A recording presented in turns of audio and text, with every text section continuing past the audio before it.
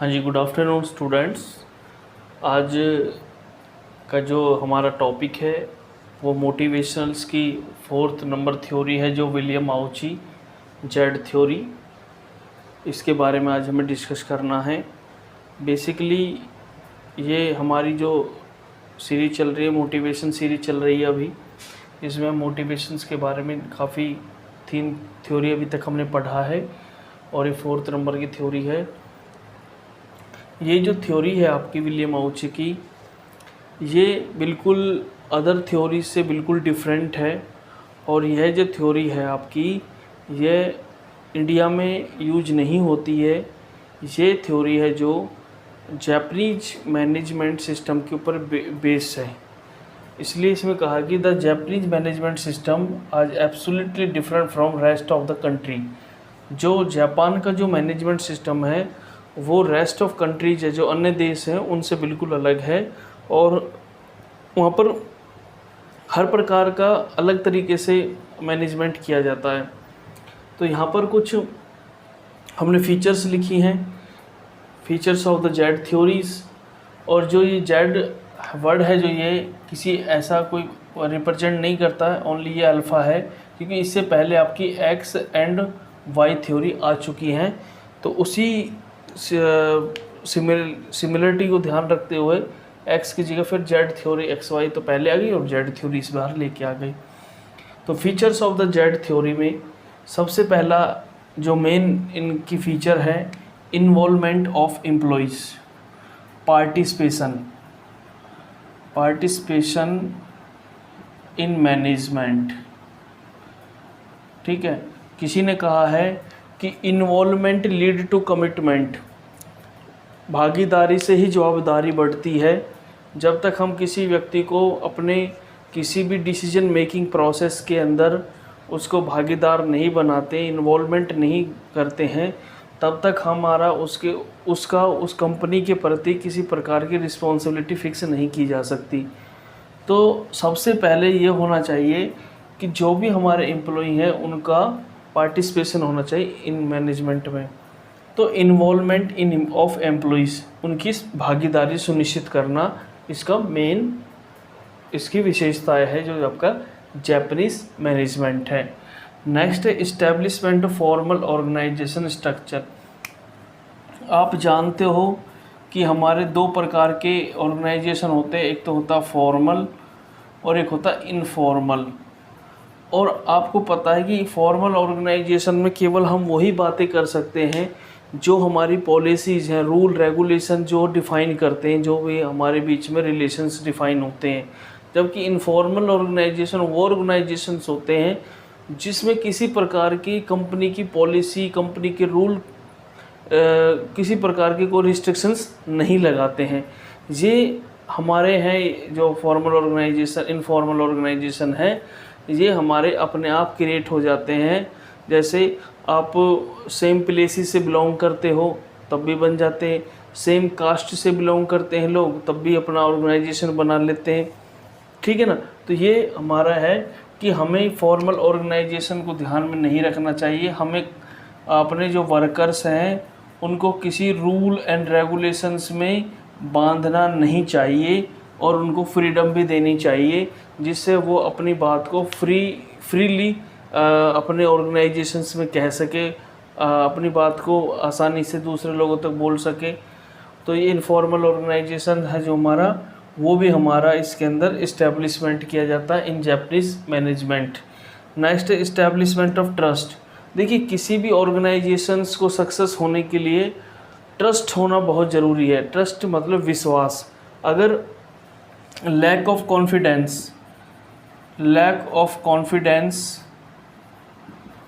Confidence on workers, अगर workers के ऊपर हमें कॉन्फिडेंस की कमी होती है, हमें पता होता है कि यार ये सगलिक्स हैं या ये जो सीकर है, इस तरीके से बहुत सारी ऐसी चीज़ें होती हैं कि वो कामचोर प्रवृत्ति के लोग हैं या इनके ऊपर विश्वास नहीं किया जा सकता। तो ऐसा नहीं होना चाहिए कि हमें एक ऐसा माहौल बनाना चाहिए कि जिससे हमारे वर्कर्स के बीच में एम्प्लॉय और एम्प्लॉयर के बीच में एक ट्रस्ट क्रिएट हो, एक विश्वास बने। सर इसके बाद है establishment good relations between organization and employees, कि जो हमारे एम्प्लॉयज़ हैं, आपको पता है कि अगर वहाँ पर हमारे जो रिलेशंस हैं, अगर हमारे बीच में रिलेशंस हैं वो डिस्प्यूट बन जाता है वहाँ पर किसी रीजन्स को लेकर, तो वो कंपनी भी बहुत ज़्यादा टाइम तक ग्रो नहीं करती और उससे बहुत पार्टीज़ का लॉस होता है। और इसका इम्पैक्ट है जो डिस्प्यूट का एम्प्लॉयर की इमेज पर भी और एम्प्लॉय की इमेज पर भी, दोनों के ऊपर नेगेटिव पड़ता है। क्योंकि दोनों की मार्केट में इमेज ख़राब होती है, जो वर्कर्स हैं उनको कहीं और किसी कंपनी में भी काम नहीं मिल पाता है, और फिर जो हमारी ये कंपनी है इसके अंदर भी लोग काम करने के लिए रेडी नहीं होते हैं, न्यू वर्कर्स क्योंकि यहाँ पर डिस्प्यूट अराइज रहता है, डिस्प्यूट बना रहता है। तो हमें यहाँ पर गुड रिलेशंस बनाने चाहिए, अच्छे रिलेशंस बनाने चाहिए। अच्छे रिलेशंस जब बनेगा जब हम उनको प्रॉपर तरीके से एक ह्यूमन कैपिटल मान के चलेंगे, उनके साथ एक ह्यूमन ट्रीटमेंट करेंगे। अगर हम उनके साथ मशीनों के जैसा बिहेवियर करेंगे, हम उनको एज ए मशीन मान के चलेंगे, तो मुझे नहीं लगता कि हम अपने ऑर्गेनाइजेशन के अंदर किसी प्रकार का कोई अच्छा माहौल या पीसफुल इन्वायरमेंट क्रिएट कर पाएंगे, इस्टेब्लिशमेंट कर पाएंगे। तो यहाँ पर जापानीज जो मैनेजमेंट है उसने यही कहा है कि हमें good relations between organization and employees, उनके बीच में अच्छे रिलेशन होना चाहिए। Establishment of coordination among people, जितने भी हमारे डिपार्टमेंट्स हैं उन सभी के बीच में गुड रिलेशंस होने चाहिए और उनके बीच में कोऑर्डिनेशन होना चाहिए। अगर कोऑर्डिनेशंस नहीं है सेल्स और परचेज डिपार्टमेंट में, सेल्स डिपार्टमेंट में, तो ये can not achieve their objectives of organization. तो सक्सेस अचीव करने के लिए हमें कोऑर्डिनेशन अमंग पीपल्स, जितने भी लोग हैं सबके बीच में कोऑर्डिनेशन को इस्टेब्लिशमेंट करना चाहिए। सर ये पॉइंट जो थे हमारे रिलेटेड टू फीचर्स थे। अब इसके बाद आपको पता होगा कि जापानीज़ जो मैनेजमेंट है उसके भी अपने कुछ फंक्शंस हैं, मैनेजमेंट के फंक्शंस हैं। उन फंक्शंस के बारे में अगर हम देखें तो वो फंक्शन भी वही हैं जो हमारे मैनेजमेंट के फंक्शन हैं जिनको हम पढ़ते हैं। प्लानिंग है, ऑर्गेनाइजिंग है, स्टाफिंग है, डायरेक्टिंग एंड कंट्रोलिंग है, वो सब है इसके अंदर। बट इनको थोड़ा सा उन्होंने और अच्छे से एलैबोरेट किया हुआ है और बता रखा है कि प्लानिंग में क्या है कि हमें प्लानिंग है वो more attention on long term objectives, इस तरीके बताया है। Subordinates are given importance and decision making, और जो हमारे सबॉर्डिनेट्स हैं, जो हमारे अधीनस्थ हैं, उनको भी हमें इम्पोर्टेंस देनी चाहिए जो भी हम कोई डिसीजन लेने वाले हैं, जो हमने इसके अंदर बात की थी। No hastily decision taken in the ample time given to any decisions, हमें किसी जल्दबाजी में किसी जल्दबाजी में कोई डिसीजन नहीं लेना चाहिए, और जो भी डिसीजन हम ले रहे हैं तो उसके लिए एम्पल टाइम हमें प्रोवाइड करना चाहिए। और द डिसीजन इज़ इम्प्लीटेड क्विकली, जो भी डिसीजंस हमारा है उसको इम्प्लीमेंट करना चाहिए क्विकली। अगर हम डिले करेंगे तो हो सकता है कि कुछ चीज़ें आ जाए, कुछ हमारी प्लानिंग्स फेल हो जाए। तो जो भी डिसीजन लेते हैं तो उसको क्विकली आप डिसीजन आधार पर उसका लागू करें उसे। ऑर्गेनाइजिंग का आपको पता है, the following year more attention with completing the work of the organizing, collective responsibility and accountability. कोई भी सक्सेस होती है, कोई भी फेलियर होता है तो उसकी रिस्पॉन्सिबिलिटी लेनी हमें कोलेक्टिवली। नेक्स्ट है सर इसमें इनफॉर्मल ऑर्गेनाइजेशन का हमने बताया है आपको। Change in organization with collective consultation, अगर हमें ऑर्गेनाइजेशन में किसी प्रकार के चेंजेस करने हैं तो उसको लेकर हमें कलेक्टिव डिसीजंस मेकिंग करना चाहिए, तभी उसके आधार पर हम कोई चेंजेस कर पाएंगे। In order to implement change internal change agent are used. इसके बाद सर स्टाफिंग है। Under staffing usually include recruitment, selection and training, promotion, transfer, remuneration. The chief characteristics in Japanese management system, making recruitment through technical institution and college, more emphasis is given to recruitment according to Japanese management recruitment from colleges and schools हैं, जो technical institutions हैं, वहाँ से इनको recruitment करना है। Making provision of employment in the whole life, जो भी व्यक्ति हमारी कंपनी में काम करेगा उसकी पूरे जीवन से संबंधित उसका एक प्रावधान बनाना है, उसकी जॉब से संबंधित। और the prevalence the change of company employ almost non existence. इसके बाद the process of promotion the slow and depend manufacturers, जो प्रोसेस ऑफ प्रमोशन है उसका स्लो करना चाहिए। और प्रमोशंस का जो आधार है वो एक ऐसा आधार नहीं है कि भाई इस व्यक्ति ने काम कर लिया। प्रमोशंस के अंदर बहुत सारे फैक्टर्स काम करते हैं।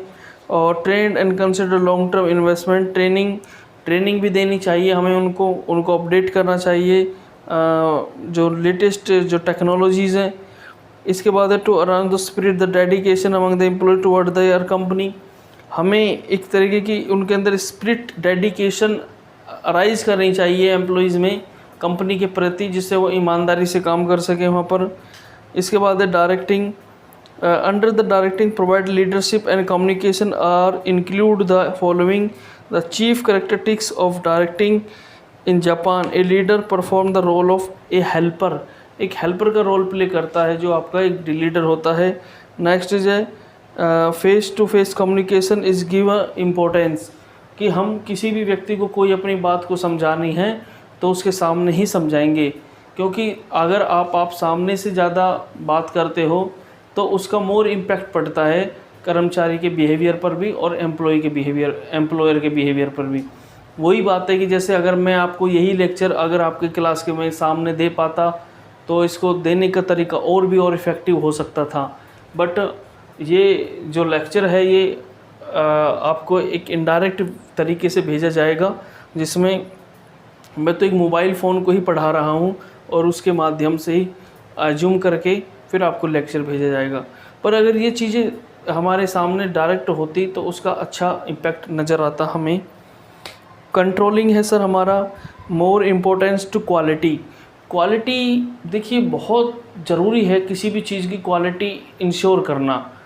आप क्वालिटी के नाम पर एक्स्ट्रा मनी भी देने के लिए तैयार हो जाते हो, क्योंकि हमें क्वालिटी प्रोडक्ट चाहिए। तो कंट्रोल, जो क्लोज कंट्रोल होना चाहिए, एवरीथिंग जो है आपका कुछ भी है, चाहे आपका बिजनेस में, उनके सबके ऊपर क्लोज कंट्रोल होना चाहिए। Collective control in place and individual control, ऐसा नहीं होना चाहिए कि मेरी रिस्पॉन्सिबिलिटी है ये काम करने की, नहीं, सबकी रिस्पॉन्सिबिलिटी है। जैसे अभी देखते हैं कि भाई लोग बाग है, लोग मास्क नहीं पहन रहे हैं, सैनिटाइज़र नहीं यूज कर रहे हैं, सोशल डिस्टेंसिंग मेंटेन नहीं कर रहे हैं, और उनको पुलिस डंडे मार मार कर ये करी तो मास्क लगा, तो ऐसा क्यों हो रहा? तो अगर लोग इस चीज़ को समझें कि कलेक्टिव रिस्पॉन्सिबिलिटी है हमारी, तो उसको करें। तो पुलिस वाले थोड़ी मरेंगे तो हम इंसान भी उससे। तो सर ये हमारी इसकी कुछ औची की जो फीचर्स जैपनीज मैनेजमेंट सिस्टम का था। अब इसके बाद क्रिटिसिज्म पढ़ लेते हैं। देखिए कोई भी ऐसी थ्योरी दुनिया में नहीं बनी जिसका क्रिटिसिज्म नहीं हुआ हो, सभी थ्योरीज़ का क्रिटिसिज्म होता है। और क्रिटिसिज्म में ये देखिए जो बोला lack of required efficiency of participation, कि अगर हम अपने इंडिया के हिसाब से सोचें, जापान में तो चीज़ें ठीक होंगी, जापान की थ्योरी है, जापान में चल रही है तो वहाँ ठीक है। पर अगर इसी थ्योरी को अगर इंडिया में हम इम्प्लीमेंट करें तो वहाँ पर हो सकता है कि हमें बहुत सारी प्रॉब्लम है, जो बहुत सारी डिफ़िकल्टीज़ हैं उनको फेस करना हो, जैसे lack of required efficiency and participation, काम करने की एफिशिएंसी एंड पार्टिसिपेशन। आपको पता है कि इंडिया के अंदर जो एफिशिएंसी है लोगों के काम करने की वो थोड़ी कम है as compare to other country, ठीक है। तो यहाँ पर हम ज़्यादा अपनी ऐश और आराम की लाइफ को ज़्यादा इम्पोर्टेंस देते हैं, और पार्टिसिपेशन भी कम होता है मैनेजमेंट के अंदर, कि मैनेजमेंट में हम ये सोच के चलते हैं कि अगर इस व्यक्ति को हमने मैनेजमेंट में रख लिया और अगर इसको कुछ सीक्रेसी पता लग जाती है तो हो सकता है इनका किसी दूसरी हमारे कंपटीटर कंपनी के साथ उनका शेयर कर दे, ठीक है, उनका इन्फॉर्मेशन को शेयर कर दे और जिससे हमारी कंपनी को लॉस हो जाए। आजकल आपको पता है कि कोई भी वर्कर किसी कंपनी में लगता है तो उसकी जॉब स्टेबिलिटी नहीं होती है, वो आज इस कंपनी में, कल दूसरी कंपनी में, तीसरी कंपनी में।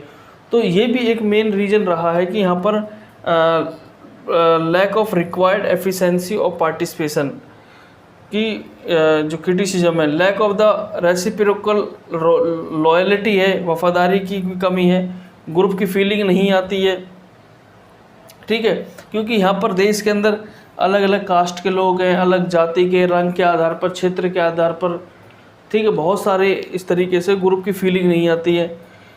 Lack of the tolerance investors हैं जो उनके अंदर इस चीज़ की टॉलरेंस है कि अगर हमें ना वो ज़्यादा रिस्क नहीं लेते, हमारे इंडियन इन्वेस्टर्स हैं, वो सोचते हैं कि कोई बात नहीं, यहाँ पर ही अपना पैसा इन्वेस्ट कर रखते हैं, वो वेट करते रहते हैं कि चलो आज ये कंपनी लॉस में चल रही तो कल को प्रॉफिट में होगी। तो informal organization can not work independently. क्या पर इनफॉर्मल ऑर्गेनाइजेशन की वजह से भी काफ़ी प्रॉब्लम्स क्रिएट हो जाती हैं और एक ग्रुपिज़म की सिचुएशन क्रिएट हो जाती है जो टाइम टू टाइम स्ट्राइक कर सकते हैं। बहुत सारी प्रॉब्लम हो सकती है उससे भी। हमारे हॉरिजॉन्टल मूवमेंट रिड्यूस स्पेशलाइजेशन। अगर हॉरिजॉन्टल मूवमेंट होती है कि जैसे मान के चलो मैनेजर से बात कर रहा है तो ये इससे क्या कि स्पेशलाइजेशन रिड्यूस हो सकता है। इस तरीके से इन्होंने यहाँ पर पॉइंट रखा अपना। तो इसके बाद इसमें एंड में कहा है कि in the Z theory management has been presented quite in different and new way so far as motivation is concern.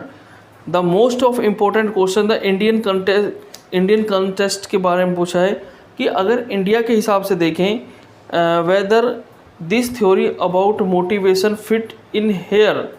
This question is a particularly significant because many Indian company are willing to work with the Japanese companies, कि वो Japanese company के साथ काम करने की इच्छा जाहिर कर रही हैं।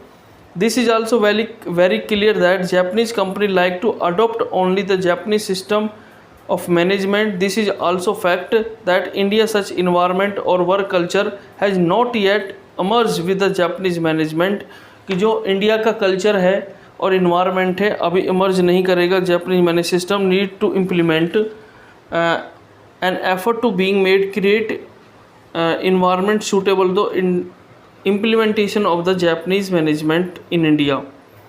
तो इसके साथ इन्होंने यही बोला है कि मारुति उद्योग का बता रखा। मारुति उद्योग लिमिटेड है जो the significant example is that employees of all level have same touch stone and have the same type uniform. तो इस तरीके से ये हमारी जो थ्योरी है जापानीज मैनेजमेंट थ्योरी है, ये ज़्यादा एम्फेसाइज है जो वो फ्री मतलब कि फ्री फ्लो हों सभी अधिकार और सभी व्यक्तियों का पार्टिसिपेशन हो मैनेजमेंट में। और ज़्यादातर ये मतलब कि डेलीगेशन ऑफ अथॉरिटी के ऊपर डिपेंड करता है, जो मैं इसको समझ रहा हूँ कि हमें वर्कर्स के ऊपर ज़्यादा विश्वास करना चाहिए और सभी को मिलाकर सारे डिसीजन लेना चाहिए। आई होप आप इस वीडियो को देखेंगे और कोई भी डाउट हो तो आप कमेंट बॉक्स में लिख देना। Thank you.